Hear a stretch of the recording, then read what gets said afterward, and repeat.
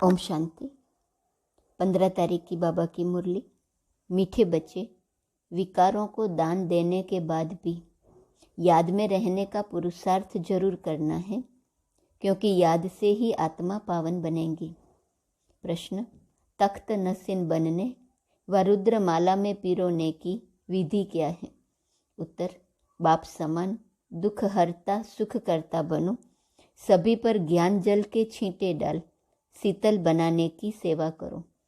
किसी को भी दुख देने की बातें छोड़ दो, कोई भी विकर्म नहीं करो, अच्छे मैनर्स धारण करो, अपना टाइम बाप की याद में सफल करो, तो बाप के दिल तख्त नसीन बन रुद्रमाला में पिरो जाएंगे। अगर कोई अपना टाइम वेस्ट करता है तो मुफ्त अपना पद भ्रष्ट करता है। झूठ बोलना, भूल करके छिपाना, किसी के दिल को दुखाना, यह सब पाप है जिसकी 100 गुना सजा मिलेंगी। तो क्या पुरुषार्थ करना है तख्त नसीन बनने व रुद्रमाला में पिरोने के लिए? 1. बाप समान दुख हरता सुख करता बनो। 2. सभी पर ज्ञान जल के छींटे डाल, शीतल बनाने की सेवा करो। 3. किसी को भी दुख देने की बातें छोड़ दो। 4. कोई भी विकर्म नहीं करो। 5. अच्छे मैनर्स धारण करो। 6. अपना टाइम बाप की याद में सफल करो। गीत है: न वह हमसे जुदा होंगे, न हम उनसे जुदा होंगे। ओम शांति।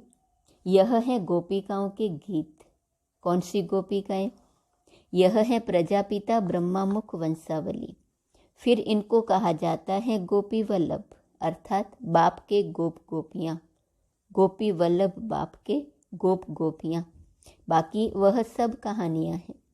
यह तो समझने की बात है कि बरोबर जब तुम ईश्वर के बनते हो तो आसुरी विकारी संप्रदाय दुश्मन बनते हैं।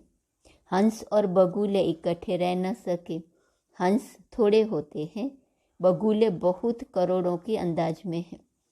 तुमको गृहस्थ व्यवहार में रहते कमल फूल समान पवित्र रहना है।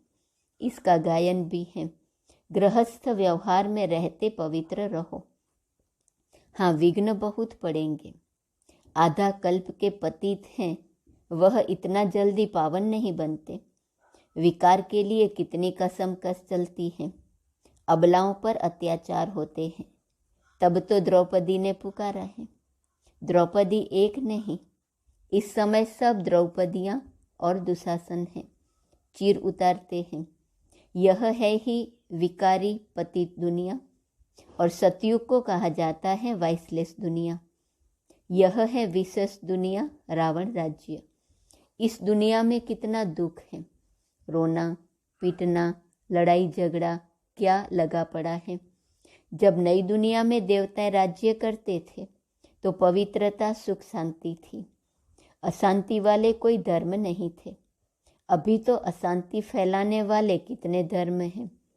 तुम फिर सिद्ध कर बताते हो सबसे पुराना दुश्मन है रावण, जिसने भारत को कौड़ी जैसा पतित बनाया है। बाप बैठ कर्म अकर्म विकर्म की गति समझाते हैं।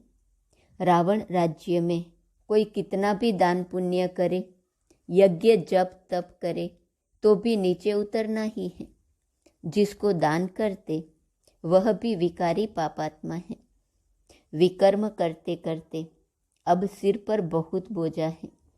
तुम्हारी आत्मा जो सतो प्रधान थी सो अब तमो प्रधान बन पड़ी है। यह सब बाप समझाते हैं। कल्प पहले माफिक बाप ही आकर कल्प कल्प हमको देवता बनाते हैं। सहज राजयोग और ज्ञान सुनाते हैं। अपने को आत्मा समझ बाप को याद करो। यह तो सहज है ना।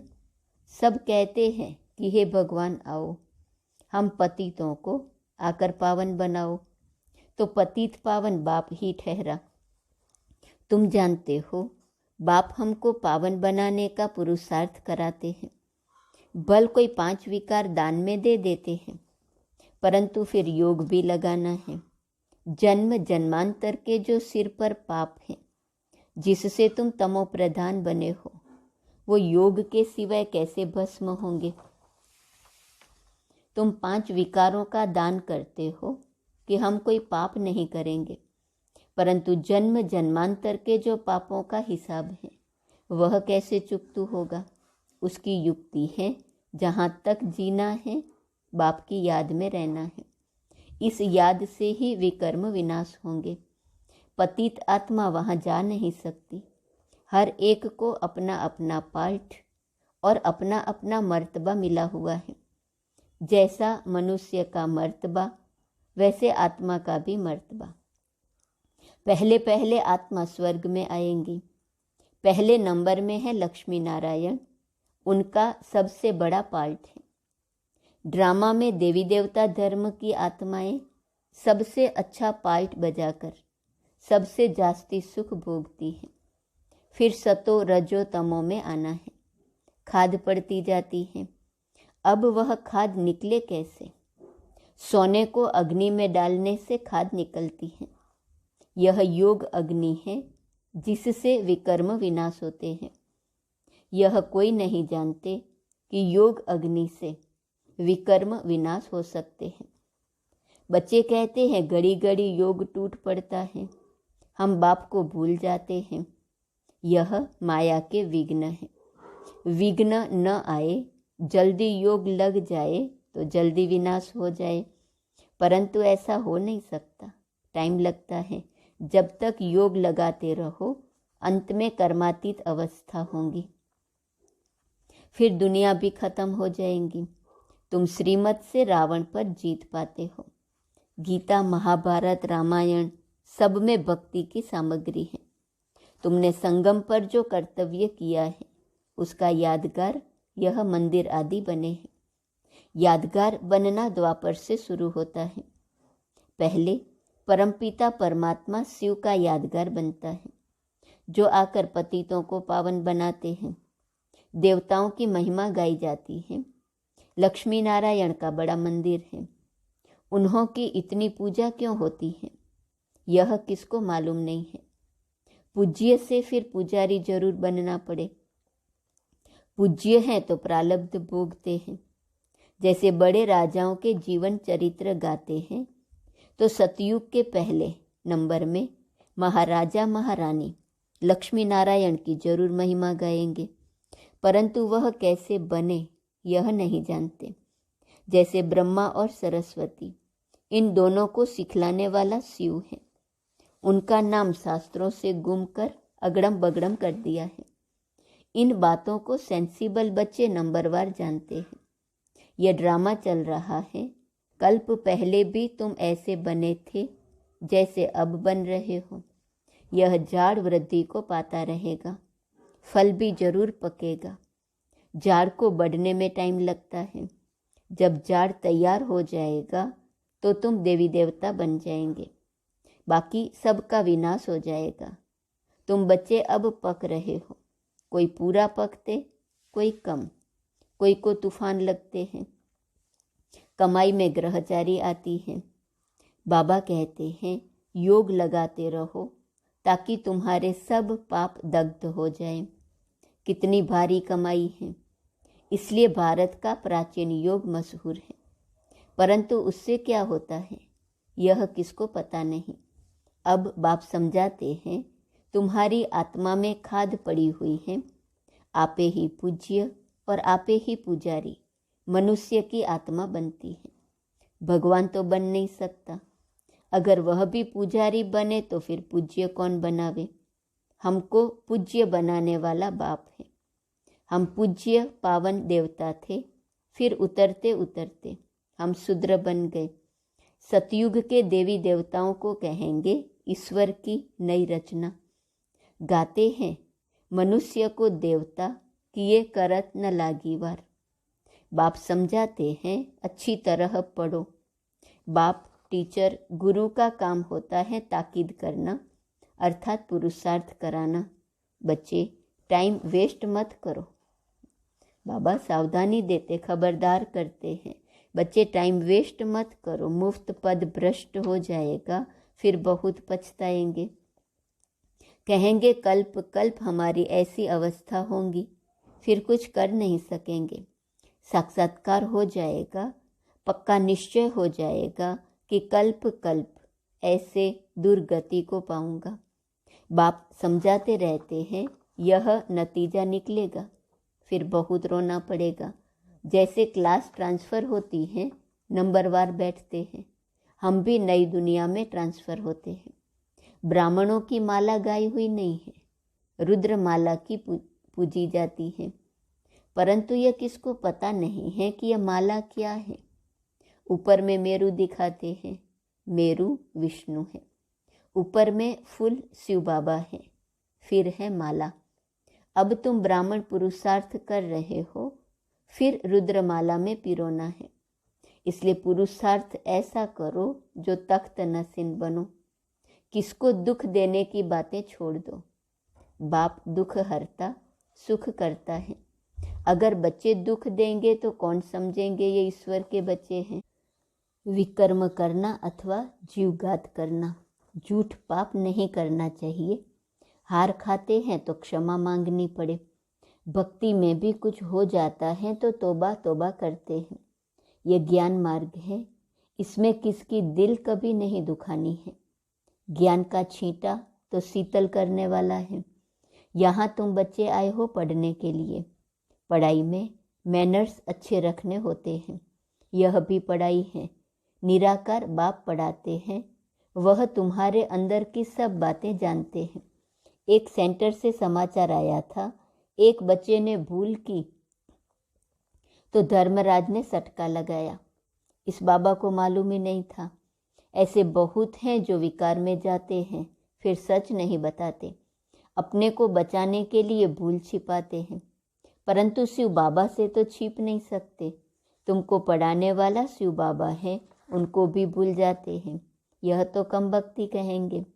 यहाँ किसका भी झूठ व सच छिप नहीं सकता। यह बाबा कहते हैं मैं अंतर्यामी नहीं हूँ, शिव बाबा अंतर्यामी है। बाप खुद कहते हैं मैं निराकार सब जानता हूँ, यह तो साकार में है। मैं पुनर्जन्म रहित, यह जन्म मरण में आने वाला। तब तो इनको कहते हैं तुम अपने जन्मों को नहीं जानते हो, हम तुमको सुनाते हैं। जो भी सूर्यवंशी घराने के हैं उन सबको सुनाता हूँ। बहुत बच्चे छिपाते हैं, बाबा के आगे आते ही नहीं हैं। बाबा ने कहा है इनसे मत छिपाओ, इनको सब कुछ सुनाओ तो माफ़ हो जाएगा। फिर भी मेरा बच्चा है, मैं तो सब कुछ जानता हूँ, इनको कैसे पता पड़े, इसलिए सब इनको सुनाओ। आगे जन्म जन्मांतर का हिसाब तो मेरे पास जमा है, बाकी इस जन्म का जो है वह इनको सुनाओ तो मैं भी सुनूंगा। बाकी घर बैठे समझेंगे, शिव बाबा तो सब कुछ जानते हैं। नहीं, वह तो भक्ति मार्ग में करते आए हो। अब तो मैं सन्मुख आया हूँ तो बताना पड़े, तब फिर सावधानी भी मिलेंगी। बाप तो समझाएंगे काला मुँह नहीं करना, नहीं तो बहुत सजाएं खाएंगे। पिछाड़ी का समय बहुत नाजुक होता है, बहुत सजाएं मिलती हैं। मिसाल भी तुम देखते सुनते रहते हो। पाप कभी भी सर्जन से छिपाओ मत, माफ़ वह करेंगे यह नहीं। इस समय पाप करने से तो 100 गुना हो जाएगा। और फालतू झूठ भी मत बोलो। बाबा सब बच्चों को वार्निंग देते हैं। कितनी बड़ी बेहद की पाठशाला है। तुम गुप्त वेश में बहुत काम कर सकते हो। समझाएंगे तो दिल में जरूर लगेगा कि बरोबर यह भी गवर्नमेंट है। यह ज्ञान गुप्त है। बीज, झाड़ और सृष्टि चक्र को जानना है। यह 4 युगों का चक्र है। उन्होंने फिर चरखा रख दिया है। तुम हो बीके पांडव सेना, वह कोट ऑफ आर्म्स ले जाना चाहिए। चरखा चलाने से सत्यमेव जयते होंगी क्या? यह तो सृष्टि चक्र की बात है। तुमको डरना नहीं चाहिए। गुप्त वेश में तुम कहाँ भी जा सकते हो। बहुरूपी के बच्चे बहुरूपी होने चाहिए, परंतु बच्चों की बुद्धि में आता नहीं है। थोड़ी ही सर्विस में खुश हो जाते हैं। दिमाग एकदम आसमान में चढ़ जाता है। अर्जुन तो बहुत काम करना है, किस्म किस्म से पुरुषार्थ करना है। बाबा अनेक पॉइंट्स देते हैं। यह ज्ञान यज्ञ तो चलना ही है। हर एक पंथ वाले को बुलाते रहो। राजाओं को भी बुला सकते हो, कॉन्फ्रेंस भी कर सकते हो। जैसा आदमी वैसा वैसा कार्ड छपाना पड़े। आकर समझो यह सृष्टि का चक्र कैसे फिरता है। आओ तो हम आपको परमपिता परमात्मा की और 5000 वर्ष की जीवन कहानी सुनाए। वंडर है न। अच्छा, मीठे मीठे सिकीलदे बच्चों प्रति माता पिता बाप दादा का याद प्यार और गुड मॉर्निंग। रूहानी बाप की रूहानी बच्चों को नमस्ते। रूहानी बच्चों की रूहानी बाप को नमस्ते नमस्ते नमस्ते। धारणा के लिए मुख्य सार। पहली पॉइंट, पावन बनने के लिए जब तक जीना है माया के विघ्नों की परवाह नहीं करनी है। दूसरी पॉइंट, सभी पर ज्ञान के छींटे डाल शीतल बनाने की सेवा करनी है। किसी की दिल को कभी भी दुखाना नहीं है। बाप समान दुख हरता सुख करता बनना है। वरदान, स्वमान में स्थित रह। देह बान को समाप्त करने वाले अकाल तख्त नसीन अकाल मूर्त भव। संगम युग पर बाप द्वारा अनेक स्वमान प्राप्त हैं। रोज एक नया स्वमान स्मृति में रखो तो स्वमान के आगे देहभान ऐसे भाग जाएगा जैसे रोशनी के आगे अंधकार भाग जाता है। न समय लगता न मेहनत लगती। आपके पास डायरेक्ट परमात्मा लाइट का कनेक्शन है। सिर्फ स्मृति का स्विच डायरेक्ट लाइन से ऑन करो तो इतनी लाइट आ जाएंगी जो स्वयं तो लाइट में होंगे लेकिन औरों के लिए भी लाइट हाउस हो जाएंगे। जो ऐसे स्वमान में रहते हैं उन्हें ही अकाल तख्त नसीन अकाल मूर्त कहा जाता है। स्लोगन, अपनी स्थिति ऊंची बनाओ तो परिस्थिति छोटी हो जाएंगी। आज का स्वमान है, मैं विधाता सो वरदाता हूँ। पॉइंट है, एक होता है नॉलेज को देना, दूसरा होता है वरदान रूप में देना। विधाता अर्थात ज्ञान देने वाले तो बनते ही हो, लेकिन कहाँ विधाता के साथ साथ वरदाता भी बनना पड़ता है। वह कब? जब कोई ऐसी आत्मा हिम्मतहीन निर्बल लेकिन इच्छुक होती है, चाहना होती है कि हम कुछ प्राप्ति करें। ऐसी आत्माओं के लिए ज्ञान दाता बनने के साथ साथ आप विशेष रूप से उस आत्मा को बल देने के लिए शुभ भावना रखते हो व शुभ चिंतक बनते हो तो विधाता के साथ साथ वरदाता भी बनते हो। एक्स्ट्रा बल अपनी तरफ से उनको वरदान के रूप में देते हो तो विधाता सो वरदाता। ओम शांति।